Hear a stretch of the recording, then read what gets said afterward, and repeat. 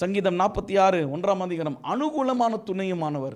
a very present help. சொல்லுங்க, a very present help.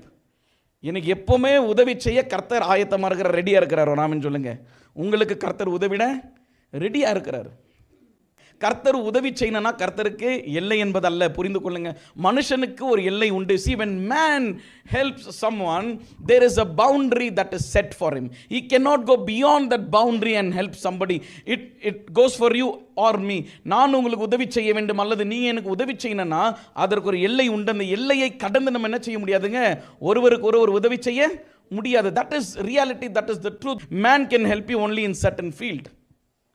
He cannot go beyond that field or his expertise in that area and help you. அவனுக்கு தெரிந்த விஷயத்தில் மாத்திரம்தான் மனுஷன் நமக்கு உதவி செய்ய முடியும். அதை தவிர்த்து வேறு விஷயத்தில் மனுஷன் நமக்கு உதவி செய்ய முடியாது. உதாரணமாக, we go to a dentist. ஒரு டென்டிஸ்ட் கிட்ட போகிறோம். டென்டிஸ்ட்டுக்கு என்ன தெரியுங்க, எந்த விஷயத்தில் உங்களுக்கு உதவி செய்ய முடியும்? பல்லு விஷயத்தில் மாத்திரம்தான் நமக்கு டென்டிஸ்ட் என்ன செய்ய முடியுங்க, உதவி செய்ய. Because his expertise is in that field. But with God, he helps without boundaries. எல்லை இல்லாமல் கர்த்தர் உதவி செய்கிற தேவனா இருக்கிறார். ஹல்லேலூயா.